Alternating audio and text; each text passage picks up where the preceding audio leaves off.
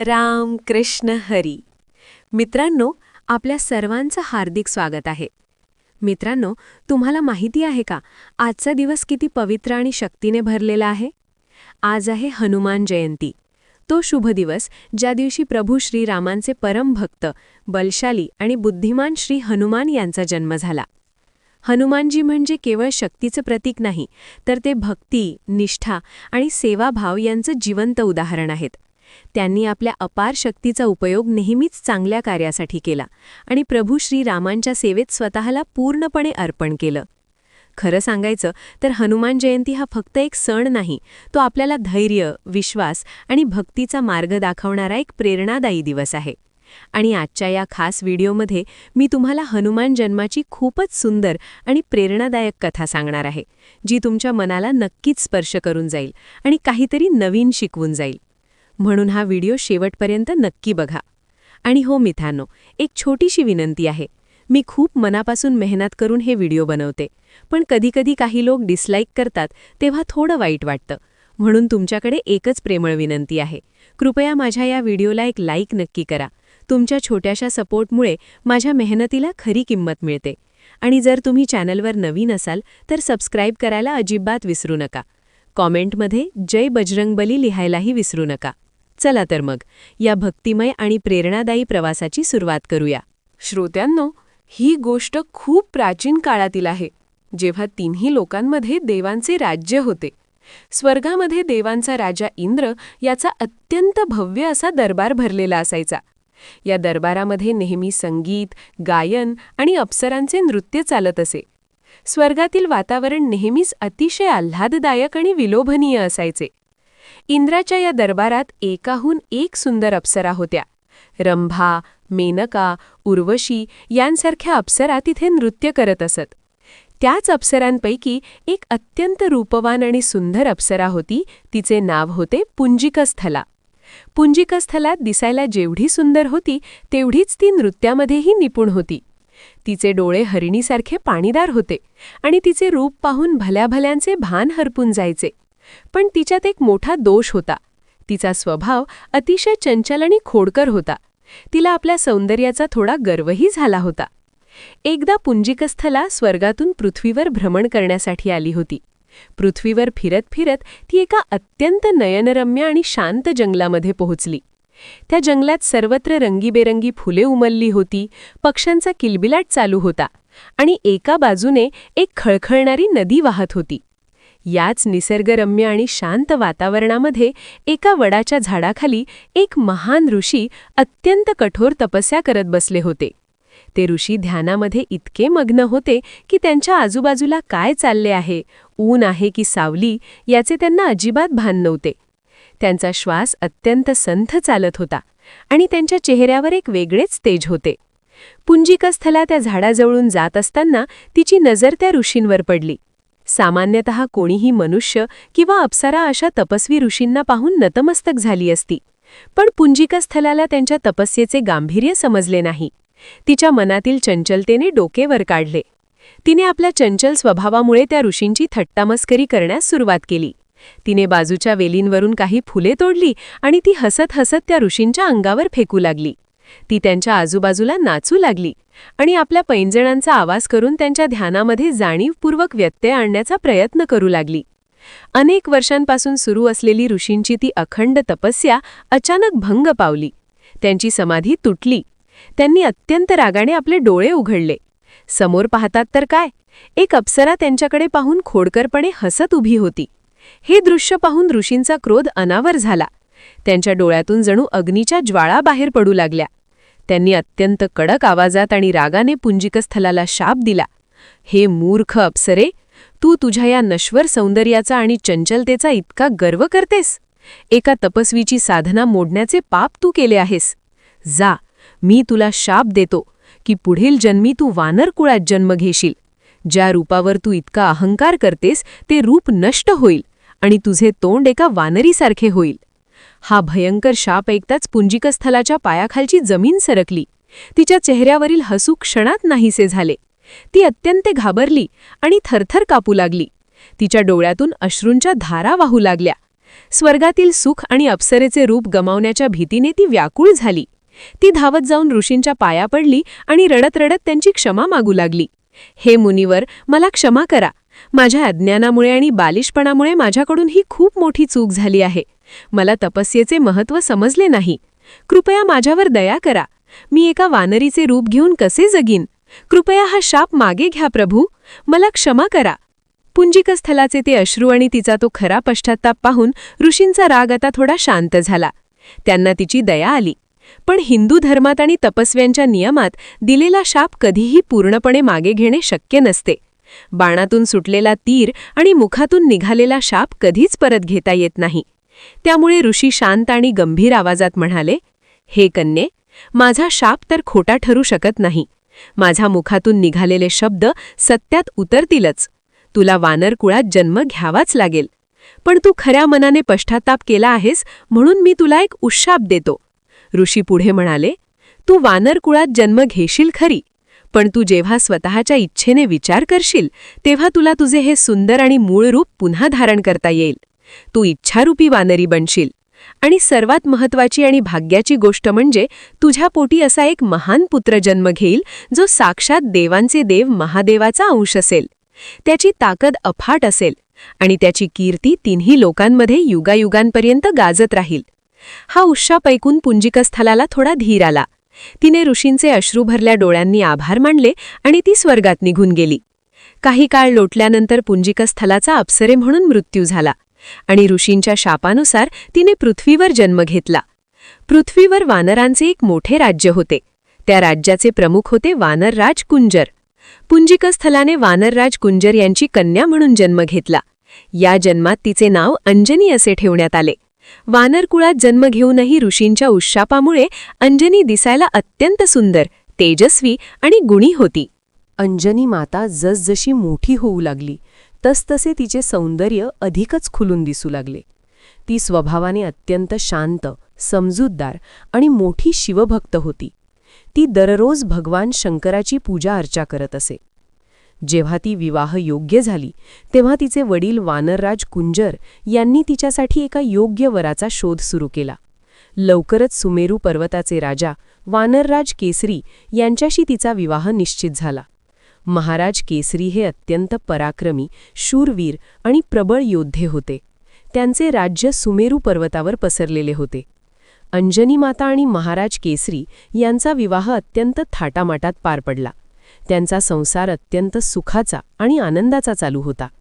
सुमेरू पर्वतावर सर्वत्र आनंद, समृद्धी आणि शांती होती. महाराज केसरी प्रजेची खूप काळजी घेत असत आणि अंजनी माता आपल्या प्रेमळ स्वभावाने सर्वांची मने जिंकत असे. पण श्रोत्यांनो, जीवनात सर्व काही असले तरी कधीकधी नियती एका गोष्टीची कमतरता ठेवूनच जाते. अनेक वर्षे लोटून गेली तरीही अंजनी मातेला संतती प्राप्ती झाली नव्हती. महाराज केसरी आणि अंजनी मातेच्या अंगणात पाळणा हलला नव्हता. एका स्त्रीसाठी मातृत्व हे जगातील सर्वात मोठे सुख असते. पण ते सुख न मिळाल्यामुळे अंजनी माता आतल्या आत खूप दुःखी आणि व्याकुळ असायची. राजमहालातील लहान मुलांना खेळताना पाहून तिच्या डोळ्यात पाणी यायचे. महाराज केसरी हे अत्यंत समजूतदार पती होते. ते आपल्या पत्नीचे हे दुःख ओळखून होते. ते नेहमी तिची समजूत घालत असत आणि तिला धीर देत असत. एके दिवशी महाराज केसरी अंजनी मातेजवळ आले आणि अत्यंत प्रेमाने म्हणाले, हे प्रिये, तू अशी नेहमी उदास का राहतेस? तुझे हे अश्रू मला पाहवत नाहीत. आपल्याला जर नियतीने संतती सुख दिले नसेल तर आपण देवांकडे प्रार्थना करूया. तू तर महादेवाची मोठी भक्त आहेस. आपण दोघे मिळून कठोर तपश्चर्या करू. भगवान शिव अत्यंत भोळे आहेत. ते नक्कीच आपली हाक ऐकतील. आपल्या पतीचे हे शब्द ऐकून अंजनी मातेला मोठा आधार मिळाला. तिने ठरवले की आता कठोर तपश्चर्या करूनच महादेवांना प्रसन्न करायचे आणि त्यांच्याकडून पुत्राचे वरदान मिळवायचे. तिने महाराज केसरींची आज्ञा घेतली आणि मतंग ऋषींच्या आश्रमात जाऊन त्यांचे मार्गदर्शन घेतले. मतंग ऋषींनी तिला एक अत्यंत कठीण तपश्चर्या करण्याचा मार्ग सांगितला. त्यानुसार अंजनी माता एका घनदाट अरण्यात गेली. त्या जंगलामध्ये श्वापदांची भीती होती, पण अंजनी मातेच्या मनात फक्त महादेवांचा ध्यास होता. तिथे तिने एका पायावर उभे राहून भगवान शंकराची अत्यंत कठोर तपश्चर्या सुरू केली. तिने अन्न आणि पाण्याचा पूर्णपणे त्याग केला.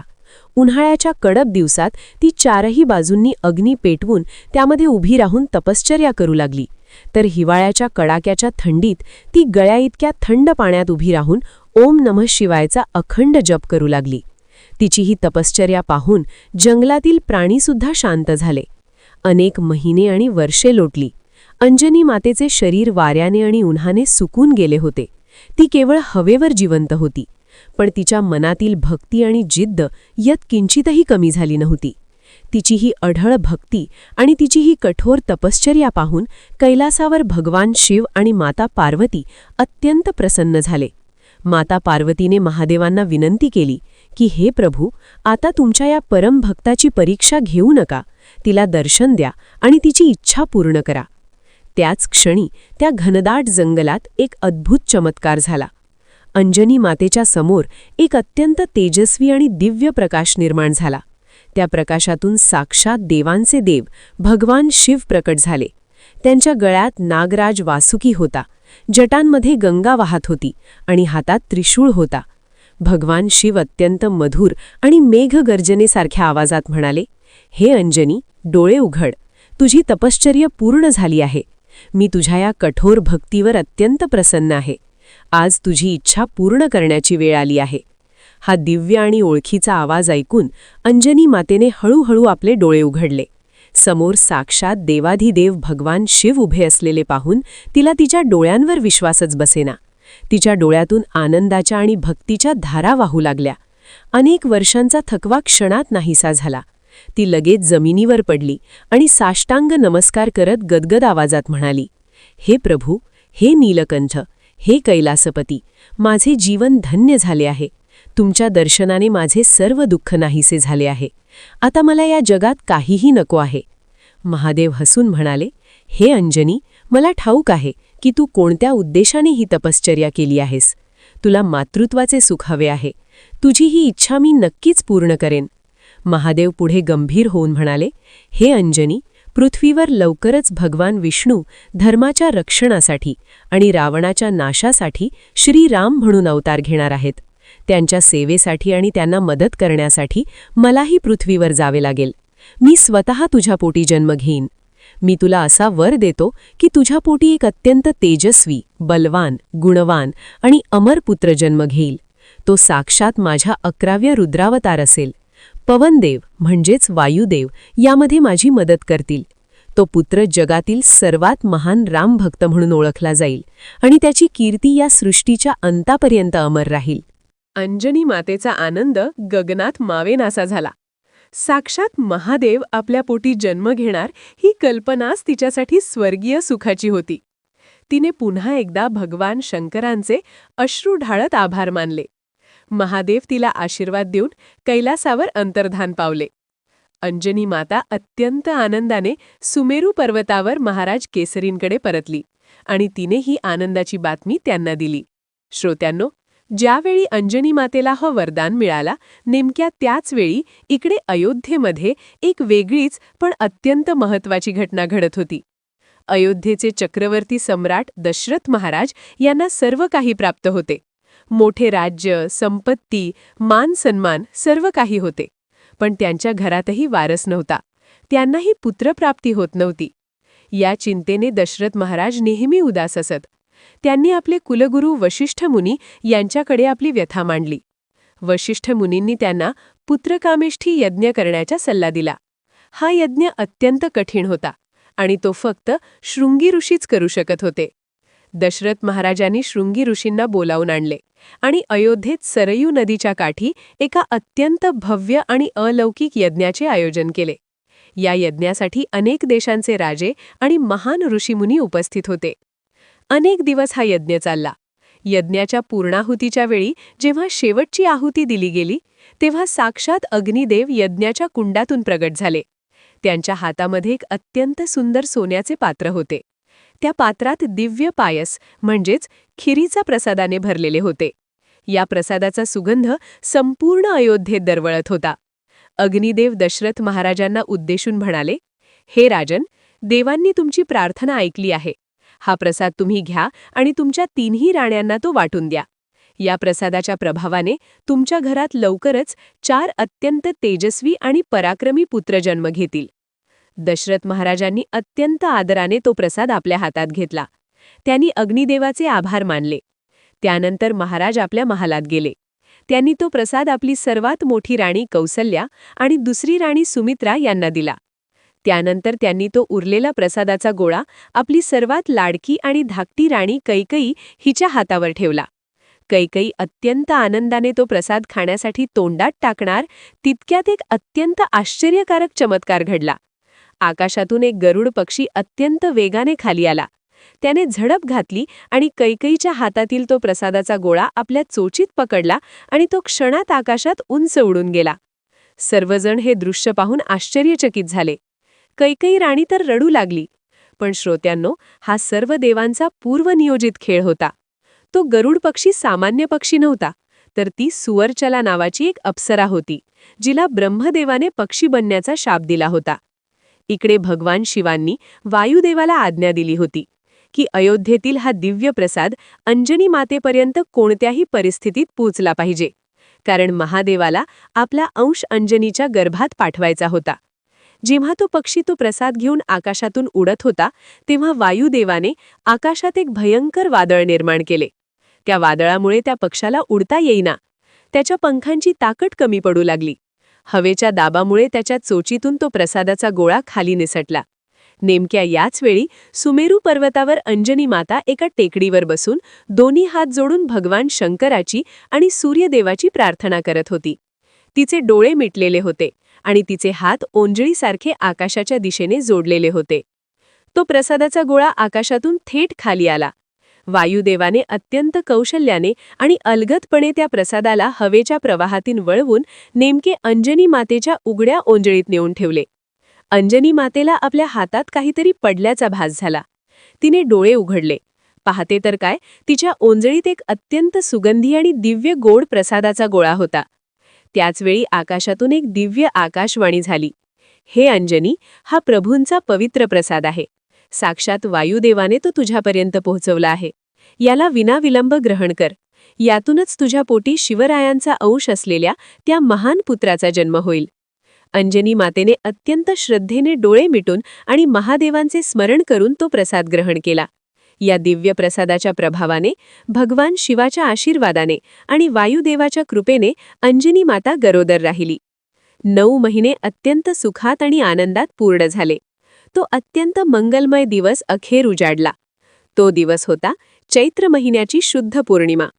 श्रोत्यांनो, निसर्गही जणू या महान अवताराच्या जन्माची आतुरतेने वाट पाहत होता. त्या दिवशी संपूर्ण पृथ्वीवर एक वेगळीच चैतन्यदायी हवा वाहत होती. झाडांवर नवी हिरवीगार पालवी आली होती. सर्वत्र सुंदर आणि सुगंधी फुले उमलली होती. नद्यांचे पाणी अधिकच निर्मळ झाले होते.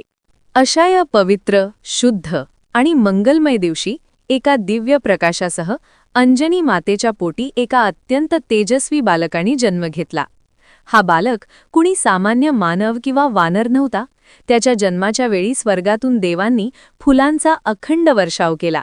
स्वर्गात दुंदुभी वाजू लागल्या, गंधर्व गाऊ लागले आणि अप्सरा नाचू लागल्या. या बालकाचे रूप अत्यंत विलोभनीय आणि अलौकिक होते. त्याचे शरीर शुद्ध सोन्यासारखे चमकत होते. त्याच्या अंगावर एकही डाग नव्हता. सर्वात आश्चर्याची गोष्ट म्हणजे त्याच्या कानात जन्मताच सूर्यासारखी चमकणारी सुवर्ण कुंडले होती. त्याच्या कमरेला एक सुंदर लंगोट होता आणि त्याच्या डोक्यावर एक दिव्य मुकुट होता. त्याचे डोळे सूर्यासारखे तेजस्वी होते, पण चेहऱ्यावर एक अलौकिक शांतता आणि निरागसता होती.